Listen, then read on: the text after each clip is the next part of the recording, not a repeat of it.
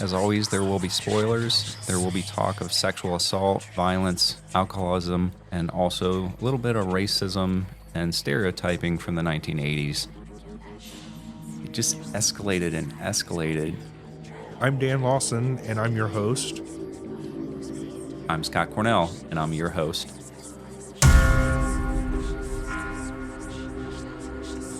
This is a scary movie review. Today, we'll be reviewing Street Trash. The release date was 1987. The genre is a comedy horror, and it was directed by J. Michael Muro. The film was not rated, and the runtime is listed as an hour and a half. The version we were watching actually was more an hour and 46 minutes. So I'm not sure the discrepancies. Dan, tell me about how you found this movie, because this, again, is another one of your hidden gems in Dan's treasure chest of films. This movie I actually found because of the cover art, which has actually become kind of an infamous cover art in the garbage connoisseur realm of watchers. It's an amazing cover, a melting guy reaching out of a toilet. It's purple and yellow, which contrasts really well. So that's what actually caught my eye as just a streaming suggestion, was just the cover art. I watched it knowing nothing else about the movie. It's definitely up there on the scale of weird. Very, very weird. I almost felt violated after finishing it. Yeah. It was a strange movie. To give you the premise, there's a lot of homeless people in New York City in the 80s, and the stereotype of homeless people being alcoholics. Mm-hmm. There's a lot of liquor store interaction, and one homeless man specifically, Fred, who's the main character in this movie, he goes to this liquor store, and Eddie is the store owner. Eddie finds this secret compartment in the basement of his liquor store where there's a chest of old liquor in small bottles called Viper. He puts it on sale for $1. And really, you only see Fred buying it and that other homeless person who's wearing his wedding tuxedo. Yeah, he doesn't have a name. He's just referred to as Hobo. Hobo. So this elixir, the Viper, as we call it, brew. The toxic brew, is introduced really early in the movie. The store owner finds it, puts it on sale. Fred's the first one to buy a bottle. And we're introduced to Fred right away in the liquor store in the beginning. And he actually steals the money. He's running from the liquor store owner in the beginning, and he steals money from who we later find out is the character named Wizzy. He's one of the homeless men, and they're running. Wizzy and another homeless man are chasing Fred down, and he jumps into a dump truck, like a trash, again, street trash. He jumps into a dump truck collecting trash, and he loses the money in the dump truck, and he gets out. And Wizzy's kind of upset about that moment and kind of sets the tone, the relationship between the homeless guys and how they're constantly battling one another for assets, resources, things as simple as a few dollars. Yeah. I like how when he found the crate of the liquor hidden in the closet or in the wall, he opens it up and there's like straw on top of it. To me, it kind of gave a wink to the fact that it was volatile, like nitroglycerin. Yeah, do not shake it. It will explode. Yeah, or melt you.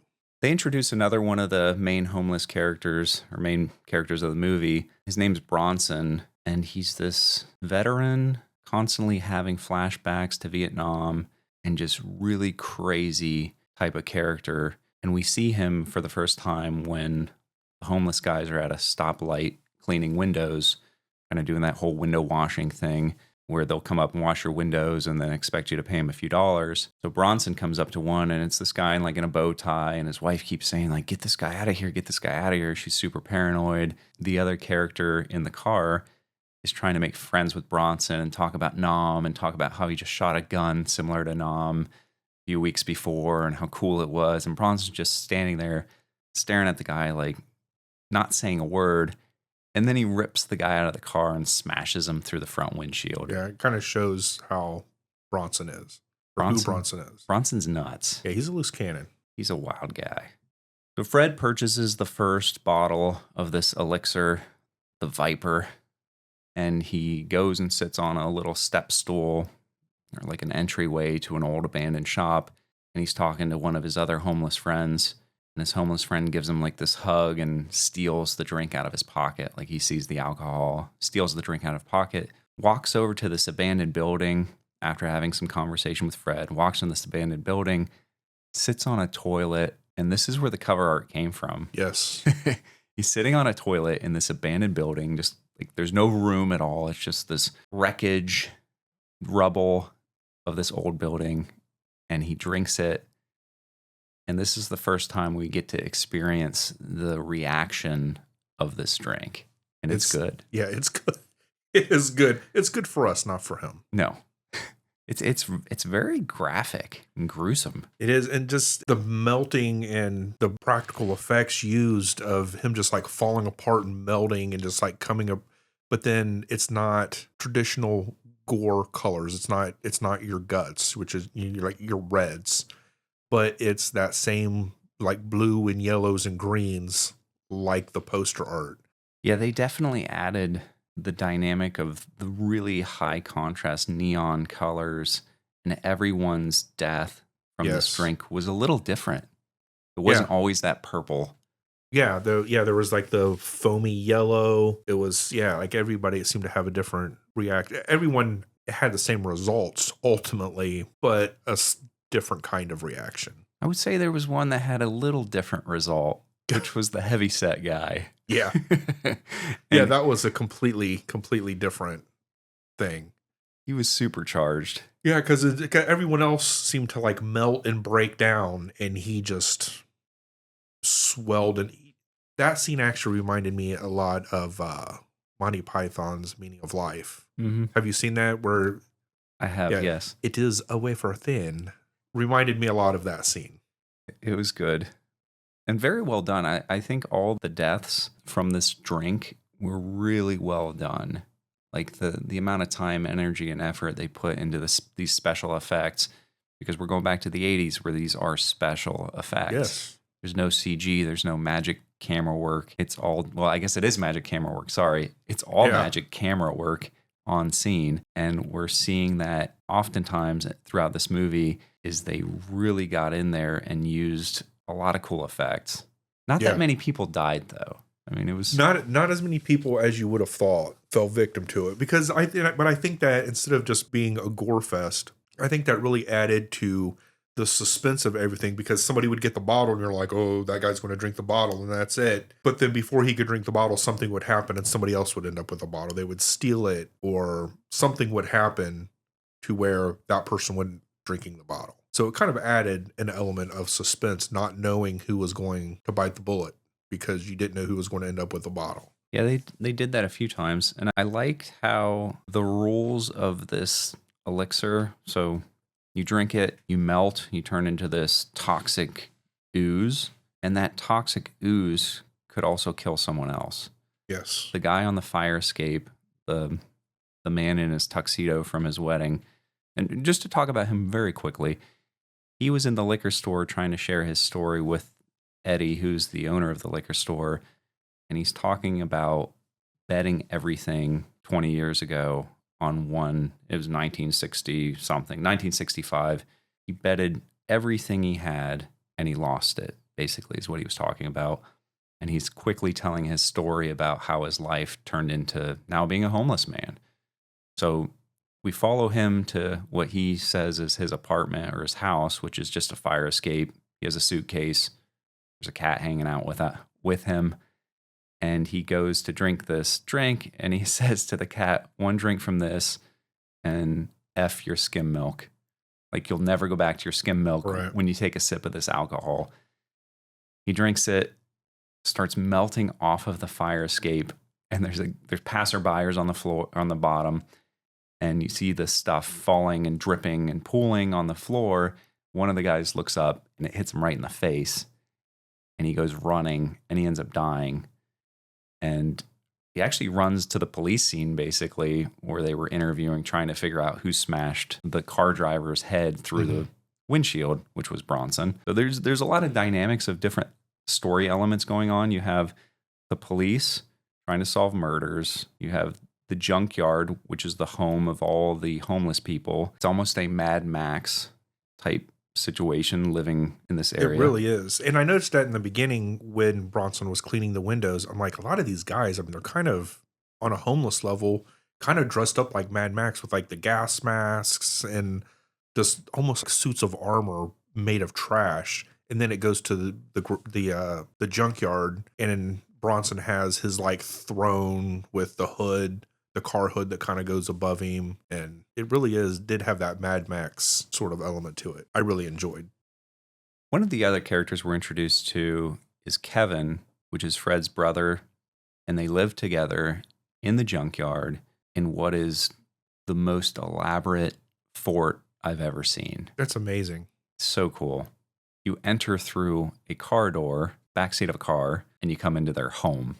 Yeah, it's just like a pile of tires that has this whole cubby thing on the inside.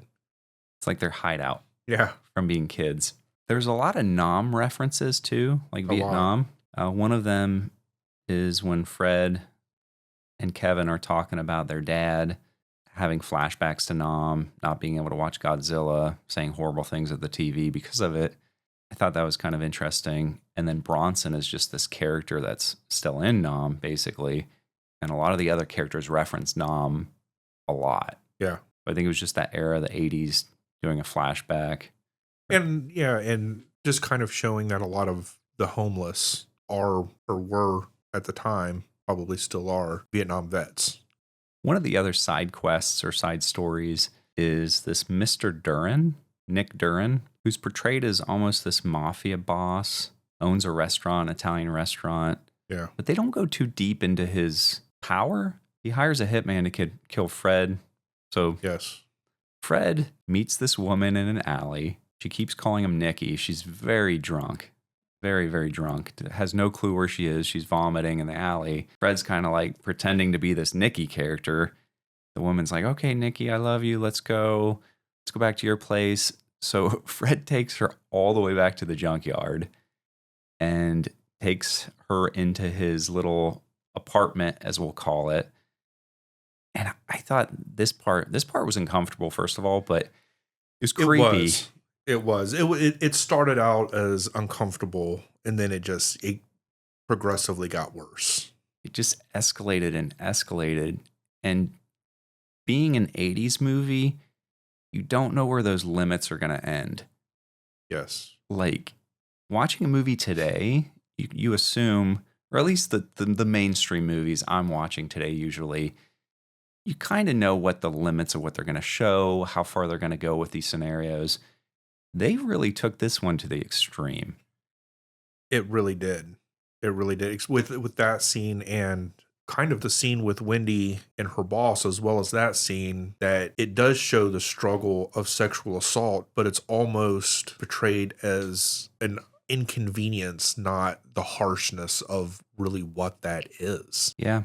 It really does kind of tone down the severity of sexual assault, which was kind of made it even more uncomfortable. Yeah, I think it's just the difference in eras, like the time where we are today and how more aware we are of that, of social issues. Yeah. And even the homeless issue and people's emotional struggles or mental issues today are looked upon differently than they were 40 years ago. Yeah.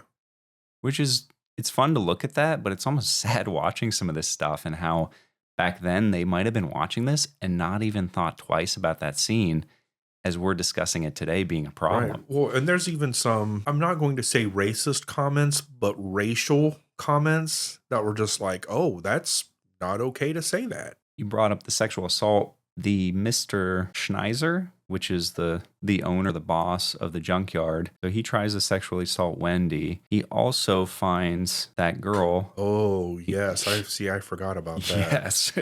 So Fred, the girl he brings home, which is Mr. Duran's girlfriend. I didn't finish that whole story, what we were talking about, what happened next after he brought her back. So they get into it. They get a little, frisky. And Fred gets disengaged with her. He's just kind of done. Yeah, he's done with what he was doing, and she was kind of being clingy and wanting more. So he's like, I'm out. Yes. And all of the junkyard, I'm going to call them zombies at this point because the way they're portrayed in this scene is like a horde of zombies, like ripping into the building and grabbing this girl and then taking her away to have their way with her. And I was actually surprised it ended where it did with that scene. I thought, watching up to that point, I was like, this is going to get really bad. Yeah. I don't know if you've ever seen I Spit on Your Grave. I have not. It's one of the most uncomfortable movies I've ever watched, and I thought this was going to recreate that feeling in me. If you've never seen I Spit on Your Grave, don't watch it. Yeah. It's just smut almost to that point of just uncomfortable. Yeah, bad movie.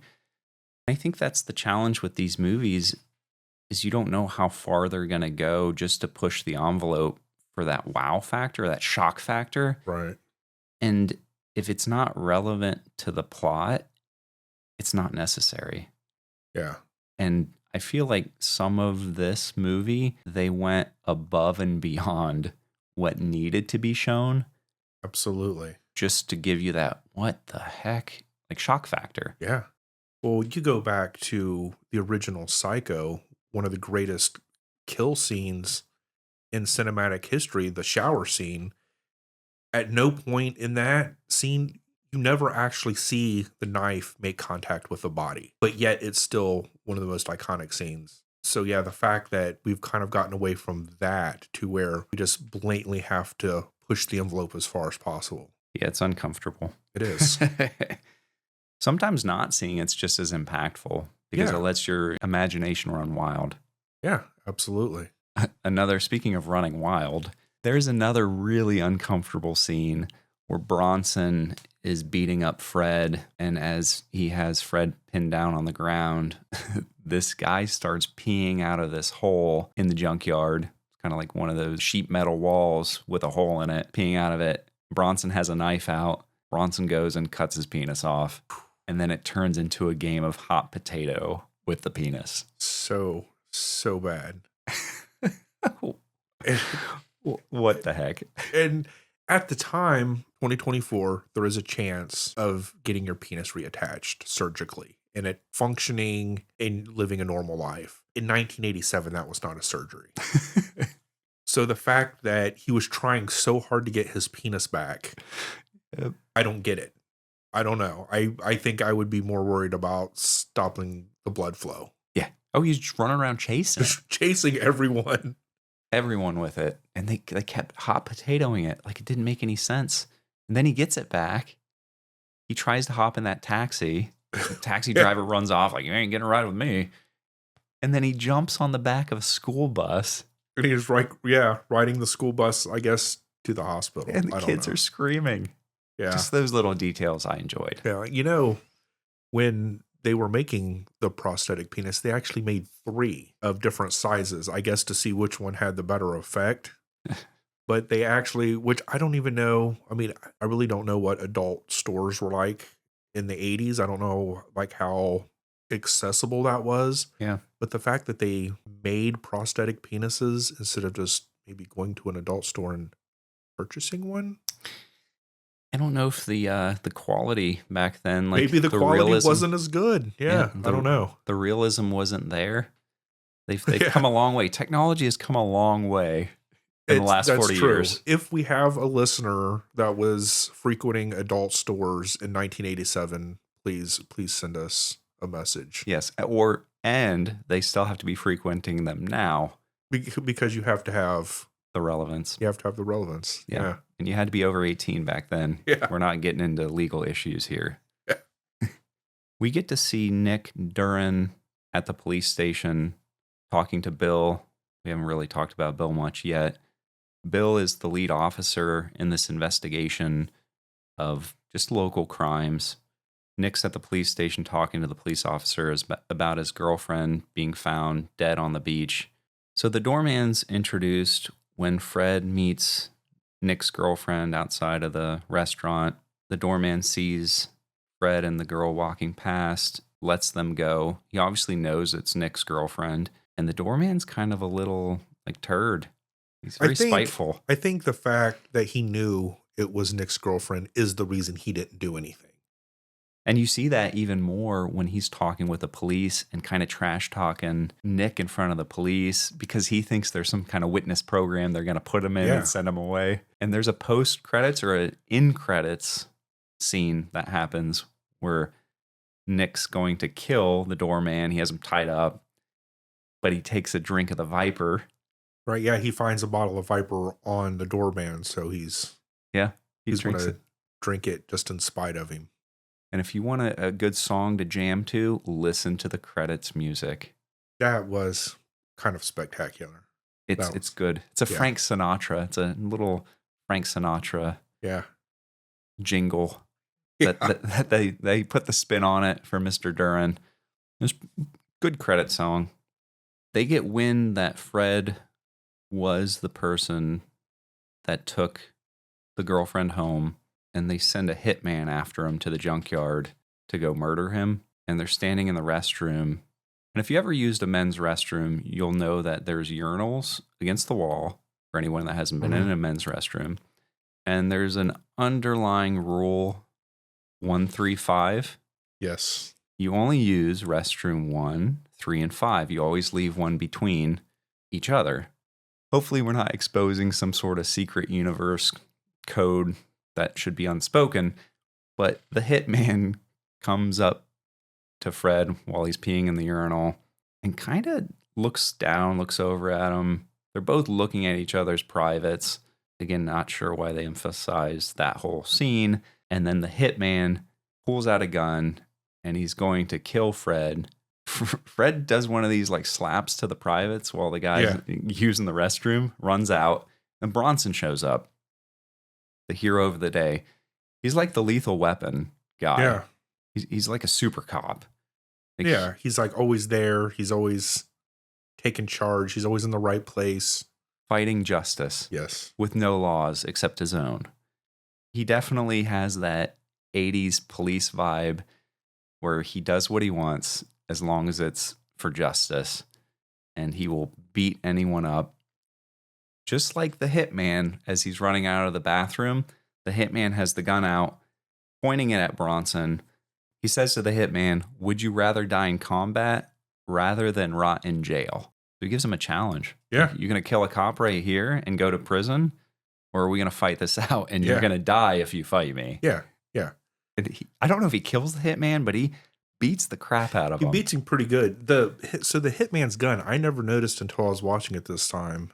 The gun he was using, it was just a CO2 pellet gun. Oh, I didn't notice that. Because I had that same gun when I was a kid, and it has that weird hammer on the back where a real gun, the entire top of the gun slides back.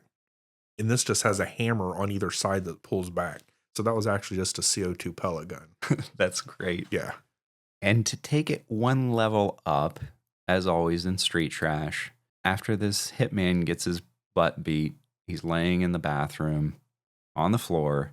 Oh, I think this is your favorite part, Dan. that probably my second favorite part. But yeah, just to humiliate him, drops his head in the urinal. It's one of the long urinals that kind of go down to the floor. I don't think they make those anymore, but in the 80s they were around a lot. And so, as if dropping his head in the urinal wasn't bad enough, sticks his finger down his throat and pukes on the guy. Like, why? It's just humiliation. It's just salt in the wound. Just another level. Constantly salt in the wound. Bronson leaves the junkyard, sees Mr. Duran down the street in his limousine, and basically says, "I took care of your hitman. Here's what's left of him." Throws his gun over to Mr. Duran, and then goes back to the junkyard, kind of in the next scene. I don't know if they edited it that way specifically or shot it out of context, but he ends up going back and getting into a fight with Bronson, and Bronson stabs him in the back. And then Bronson's girlfriend, Sarah, which we don't find out her name till the end, but he always calls her a word you should never call a woman. Yeah. Constantly. So he's calling her that the whole movie, so we don't know her name. They're both like tag team and beating up Bronson, and they finish him. He's like on the ground with a knife in his back, getting strangled. I'm not 100% sure if he dies or not. I'm pretty sure he dies. It to me, it looked like he was dead. Yeah. I'm pretty sure he was finished. And it's never referenced after that. No, yeah, he never shows up. And then of course, as he's laying there dying, Bronson pees on him Yeah. because salt in the wound. Yep. Just it's the next level of humiliation. Yeah. Bronson, while he's peeing on him, he's also whistling. It's called Taps, is the song. So another kind of nod to him being a veteran and having he's having trouble with his mental health, deciding what's real, what's current, what's happening now. The great thing about Bronson being such a main character, and the part was played so well throughout this entire movie, just how he was kind of this loose cannon. He was a Vietnam vet. He was a main character in the movie. He was in a lot of it, but Bronson wasn't hired to play this part. It was like 12 hours before they started shooting. And I couldn't find why the original actor who was playing Bronson was fired, but he was fired. And so they hired this guy 12 hours before they started shooting the movie. So he went in, he read his script, he did his lines, he did his scenes. He had no idea what the movie was about. He didn't read the entire script. He just did his scripted lines, and he did the entire movie having no idea what the story was, what the movie was about, and didn't see the movie till 6 months after the movie was released. Did he actually go back and watch it and find out what this movie was about? Oh my goodness. I mean, could you imagine with the nonsensical everything that happens in this movie, the penis hot potato, the killing, the weird Mad Max thing, being part of that, but having no idea what it was. You were just in it. Yeah, that's good improv. Yeah, he did a fantastic job. He really did. He was one of my favorite characters in terms of just not his character specifically, but his acting Yeah. and his dedication to that role. Like he was one of my favorite actors. He also improv'd the scene where he's sitting up on, I guess, his throne with his girl across his lap, and it seems a little awkward. He looks up and there's a jumbo jet flying overhead, and he yells air support. So the reason that happened in the movie is because when they were trying to film the scene, every time they would get through the scene, a plane would actually fly overhead, and it kept disrupting the scene, and they kept shooting it. Well, because of that happened, at one point, the actor Vic Nato, he just looked up and he just yelled air support kind of as a joke. And then they kept that scene and then later filmed an airplane and edited it into that where it would make sense. So that whole scene was improv. That's great. Yeah, he did a great job. He really did. The climactic moment begins when Fred sees the heavyset guy exploding, and he ties together that the Viper is causing this melting situation. And it's kind of ironic because he's right next to the guy, kind of with this divider between them. They don't know they're on each side of the wall. And Fred is about to drink the Viper, starts opening it up, almost puts it up to his lips, and then starts hearing these weird sounds next to him. And that's that explosion of the heavyset guy who it looks like Willy Wonka in the Chocolate Factory. Yeah, he just keeps swelling. Yeah. And then boom, he blows up. Fred says, I got to go talk to Eddie. I got to tell Ed at the liquor store what's going on. Starts running to the liquor store. On the way, runs into Wizzy, and he still has this bottle of the Viper, and he's like, I'm going to kill Wizzy. Yeah. Because now he knows what it is. Yeah, he's going to take advantage of his newfound superpower. Yeah. And he knows that Wizzy is going to want it because they're all alcoholics. Like they're addicted to this alcohol. And he kind of plays this game like crap talking them, getting them all worked up. And then he gets knocked down and purposely kind of shows the alcohol in his hand. And then Wizzy's like, oh, give me that. And then Bert shows up to try to save Fred and kind of knocks the alcohol, gets the alcohol back. And Fred's like, no, like kind of whispering to him, like telling him, let him drink it, let him drink it.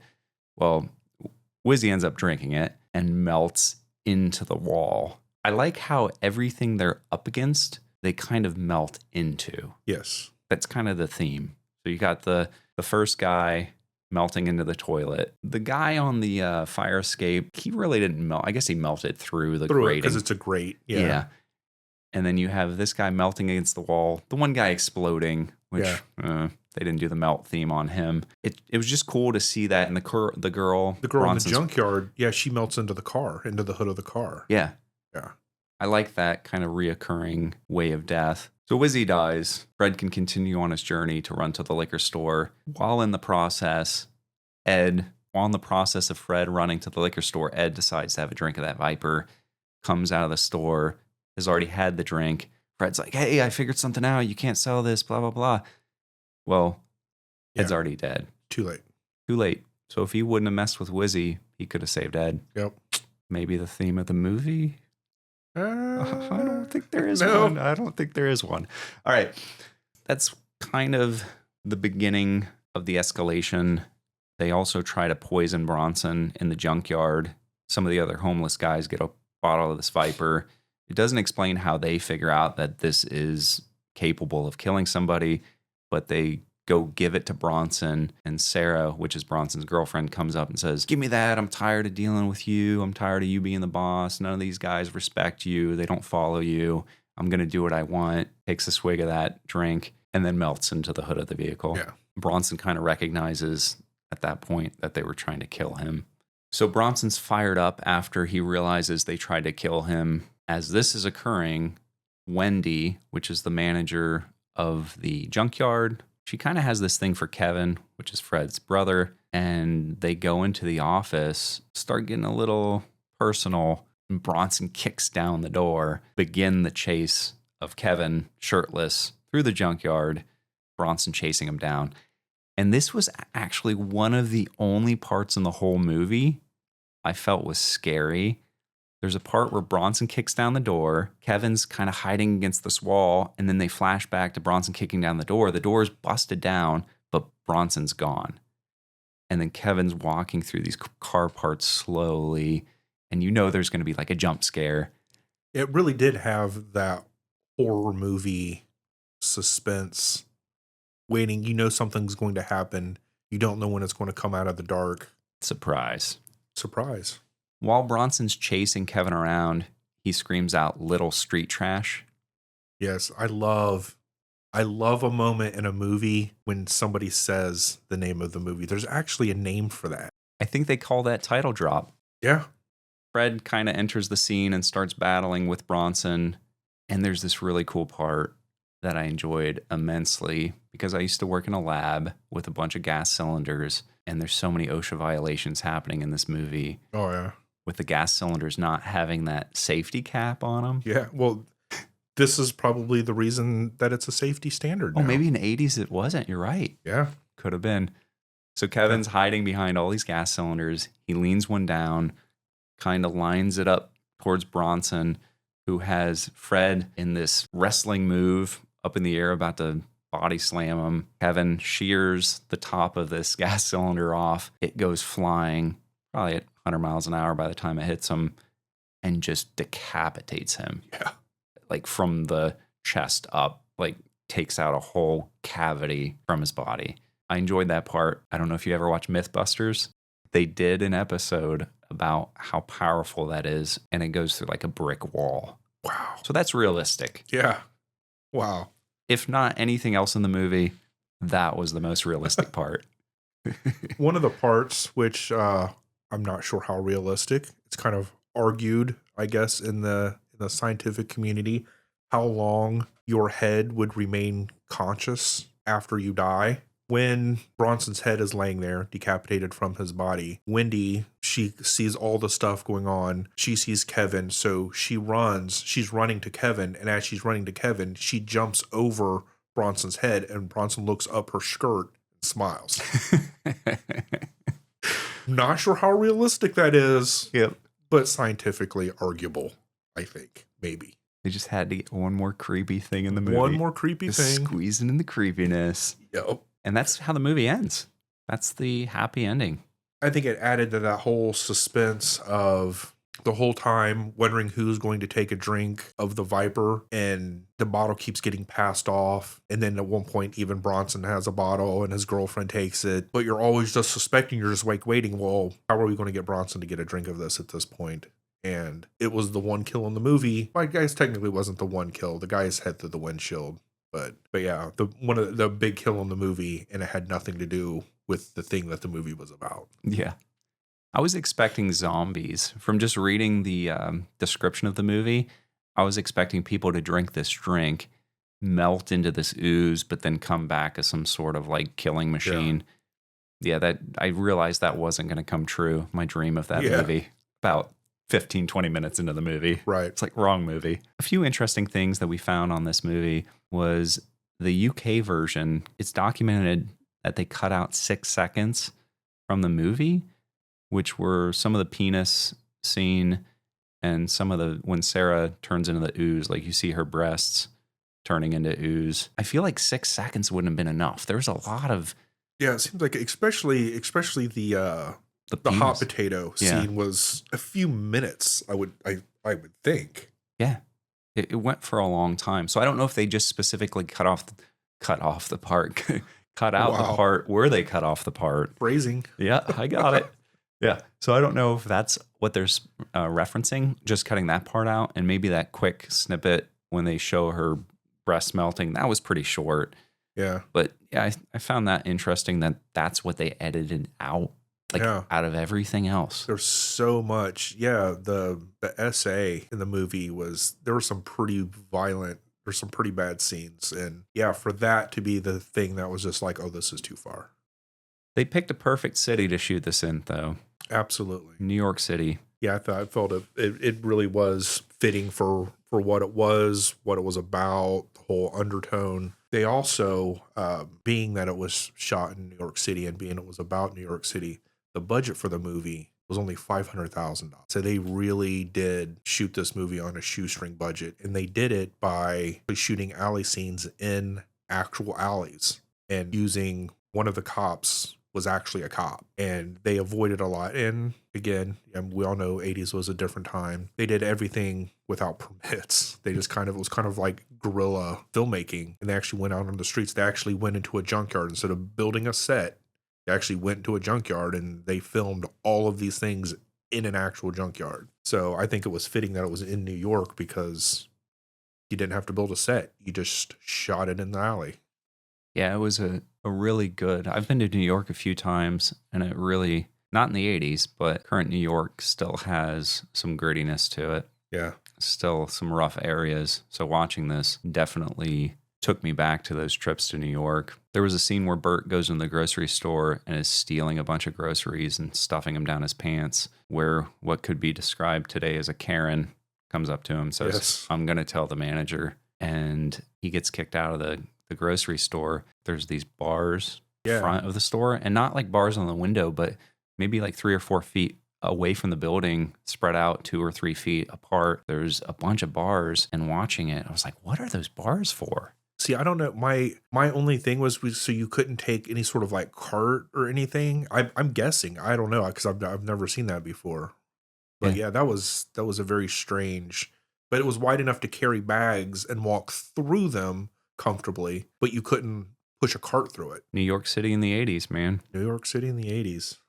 One thing this movie had similar with a couple of the other movies that we've talked about in the past, both Benny Loves You and Black Sheep, is that the director had originally made this story as a movie short, and then with the success of that movie short, they then made a full-length production of it. I don't know what you would cut out to make it shorter, though. I don't know how you could get the whole movie across in a shorter time frame. See, I would like to find the short and actually watch that and just see, because like having the full movie, I don't think you could cut it down to a short. But if you was to make just like a 20-minute movie about a toxic elixir, I think that's just be a lot of melting people. Be a lot of a lot of melting people. Just one to the next. Yeah. The amount of people that could have been killed by this toxic elixir. If you look at that crate he has, I was quickly trying to do the math, counting it while watching. Probably 12 columns, 10 rows. So there's probably about 120 bottles in there. I would guess about, yeah. There have been about 100 bottles. Enough to take down part of the city. Yeah. But luckily, I mean, only like 3 or 4 bottles got out. So yeah. The tagline of this movie was, when you're a bum, you don't need a reason to fall in love. I don't know what that means. There's really no love in the movie. There's no love interests. There's a lot of sexual content. Yeah. Most of it forcible. Yes. There's no relationships. There's no relationships. There's not that, which I mean there is Kevin and Wendy, they do kind of have a love relationship, I guess, or I guess they're into each other. Yeah. But she sees them all as runaways. So I think she's kind of trying to help and rescue these Yeah. people, and kind of this Stockholm syndrome type falling in love. Yeah. So I think, I don't know. I don't know if it was done intentionally just to add to like the absurdity of everything in the movie. Why not? Let's just give it a tagline that is even more confusing than the plot. This definitely is a cult classic. There's a lot of street trash lovers. I didn't realize until really digging into and researching some kind of like fun facts and obscurities about the movie, how big of a cult following this movie does have. People are actually called trashies, which is kind of interesting in itself. But a lot of people take this movie as like the platform to judge other movies of this sort of genre, of this category. They use street trash as the staple. This is the benchmark. Of street trash. Yeah. This is the garbage connoisseur's Bible. Yes. I found something else interesting on, I don't know if you guys ever use Reddit, but there's like a horror subforum, and someone asked for the most insanely grotesque movie recommendations. And this was one of the top ones. Nice. This had been before I saw it. Between the time you recommended it and now, I saw that Reddit post and I was laughing because I didn't realize how prevalent it was in this genre. Yeah. Like, it has its place. Like, it's made a name in this industry. It really has on a really big scale. All them trashies. Yeah. And I mean, I don't know if people in the homeless community are watching a lot of movies, because a lot of homeless people do have cell phones now. But the premise of the movie was actually based on a real urban legend that homeless people tell about. It's kind of one of those I knew a guy that knew a guy stories, which is kind of how urban legends work, about people getting a toxic brew and it melting their friends. So the movie is actually based on actual urban legends from street people. One more interesting fact, they use the F word 128 times, and probably every other word along with it. Yeah. It was intense. He was almost shocked Samuel L. Jackson wasn't in this movie. Yes. Dan, what do you think a sequel could look like for this movie? Well, like we said, there was 100 bottles. 100 plus bottles, maybe 120 bottles, 150 bottles. And looking through the movie, maybe only 3 or 4 of them were purchased. The owner of the liquor store died, so he couldn't have done anything with them. Somebody's going to inherit the liquor store. The state's going to buy the liquor store. I don't know. So, I mean, it could be wide open to this thing just kind of happening again, where kind of like take like movies like RoboCop, where technically sequels could go on forever because it's just a day in the life. They don't explain where this crate ever came from either. They don't explain where the crate came from. Prequel. Which could open a thing to like whole prequel, because clearly there's something about this, the way it was packed, the way it was labeled, everything. So there's a story behind it that you could completely have a prequel. And as far as the sequels go, yeah, I mean, if nothing else, you could have a sequel just where this whole thing starts to happen again, and it's tracked down to find out why this is happening, and then finally the product's finally destroyed. Well, and in this movie, the homeless community was highlighted or focused on. It wouldn't have to stay potentially in that community. And they are doing a remake. There is supposedly, from what I could find, 2024, there's a remake version of Street Trash. See, now I've seen a lot of articles about a remake. I went to IMDb, which to me, it's not real until it happens on IMDb. Yeah. And IMDb has the 2024 remake listed, and it has its full cast. Uh-oh. But I've not been able to find out any more than that.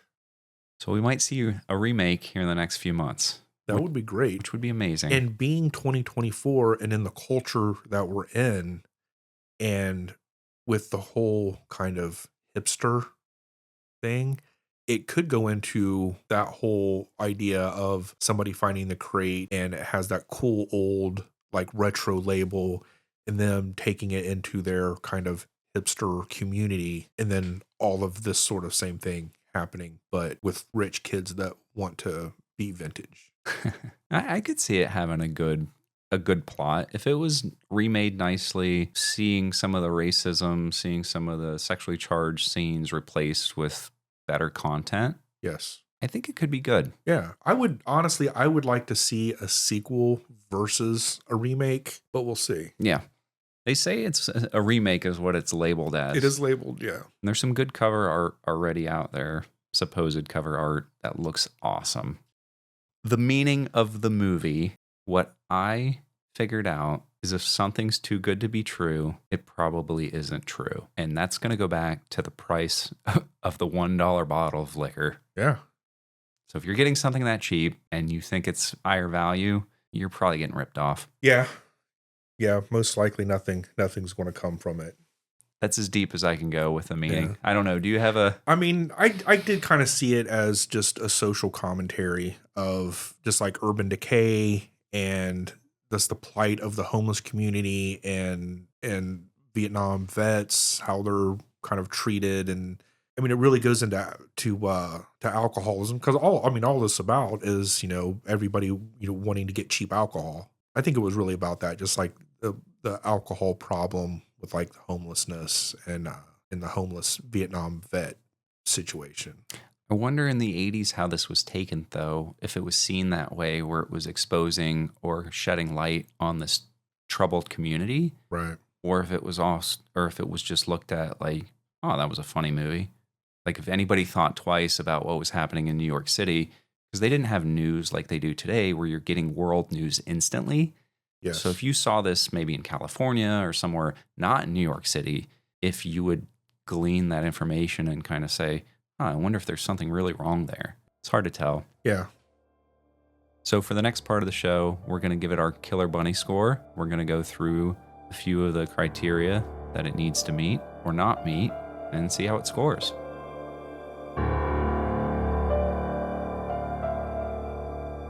So Dan, I'm going to start you off here.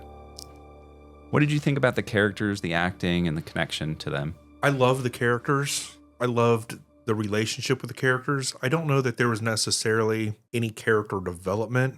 Everybody just kind of was who they were throughout the movie. I don't really know I don't know the span in which the movie took place in. So I don't know if there's necessarily really any room for character development. I mean, this may have been over the course of like a week or 2 weeks. But I love the acting. I thought the acting was great. The whole thing with Bronson, having no idea what he was doing, having not rehearsed anything, coming onto the set a little more than 12 hours before shooting. Super impressed with that guy. I don't even know if I know him from any other movies, but I am definitely going to look him up. I don't know. I think I have to rate it like 8.5 or 9. Yeah, I'm gonna go with 9. Just because, like you said, it's a short period of time. You're not getting in-depth knowledge of the characters' backgrounds, but instantly you know how you're supposed to connect with each character. Yeah. And they did a really good job with that. So I would also say 9. What do you feel about the production value? Definitely an 80s movie. Yes. So going back to the 80s and thinking of it from the standpoint of its release, I would say it had high production value. The special effects, the scenery, like you were saying, they went into these locations, shot on location, where today you'd probably have to get permits, spend millions of dollars to get access to these locations. Or even build sets in studios. Yeah, to replicate what's really already there. They did a great job with it. So I'm also going to go with a 9 on that. It's going to be high. I have to give it a 9, especially considering it was done with $500,000. Even though in the 80s, $500,000 was a lot more than it is today, it's still not that much money for a movie with the effects, and even the cinematography in this movie was really good. Yeah, I didn't feel like it was poorly filmed, or it didn't feel like an indie film. Like it had the high production value. It did. It reminded me of They Live. I don't know if you ever saw They Live. Oh yeah. Just that kind of that grittiness and the the way it was filmed reminded me a lot of that. And that's the 80s feel. Yeah. Dan, what did you think about the plot? How original was it? This was a pretty original plot. I don't know that I could really, like you said, I mean, you can compare the feel of the cinematography to other movies, but as far as actual plot, I don't know of any film that I can compare it to. Well, it's like this movie, but it's also has the elements of this movie. Like I don't have any comparisons as far as the originality. Are we going to see a 10? We're about to see a 10? I think I don't know. Like I don't know how I can't not give it a 10 because I don't know if you can get more original than this. I agree. I would say 10. I would say this is very original from the 80s, and even looking up to now, I can't either think of another movie that's like, oh, that's like street trash. Yeah. So 10, let's go with 10. Oh, all right. High scores. How impactful, how memorable is this movie for you, and are you recommending it to your friends? I think I've become a trashy.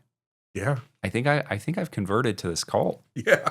I love it. Yeah, I would definitely say watching that has made me love it. Even though it's grimy, gritty, I wouldn't watch it with my parents or anyone I like loved in the same room. Yeah. Well, yeah. Not that it's awkward. It's just one of those, like, it's again, the shock factor. It's looking for that shock factor, but it has it. It gives you that energy, that jolt at the end of it where you're just like, what in the world did I just watch? But not from the standpoint of I just wasted an hour and a half. It's more impactful. Like I felt it is very something, and I don't know what it is. Something changed in me where it's like, man, that was pretty messed up. Yeah, yeah. And I'm not a big trigger warning person, but I would absolutely, before taking somebody, I'm going to recommend this movie to my friends, but I'm also going to take some elements of their past into consideration. Yeah, it definitely has some triggering moments. Yes. I would consider the impactfulness and memorableness of this movie, I'm going to say an 8 or a 9. Yeah, I think I could agree with the 8.5 just because of the trigger. Yeah. Where I can't really recommend it to everyone to see this movie. Well, and I think in a few months from now, when I think about this movie, it's not going to impact me in a positive way. So yes. I'm taking that in consideration when I'm going to say 8. 36.5 out of 40. So join us next time. We'll be changing it up a little bit. We're going to be watching a monster movie, Behemoth, from 2011, directed by W.D. Hogan. Thank you for joining us this week. As always, we appreciate your time for listening to us. If you have any recommendations, please email us, reach out to us on Facebook, or any other method you can to get a hold of us. I'm Scott Cornell. And I'm Dan Lawson. This has been a Scary Movie Review. Until next time, stay horrible. Get a pencil and write this down. Every Friday from 4 to 9 o'clock Eastern Time, listen to Boogeyman Spin the Metal Hits at lcccradio.com and listen for ASMR's commercials.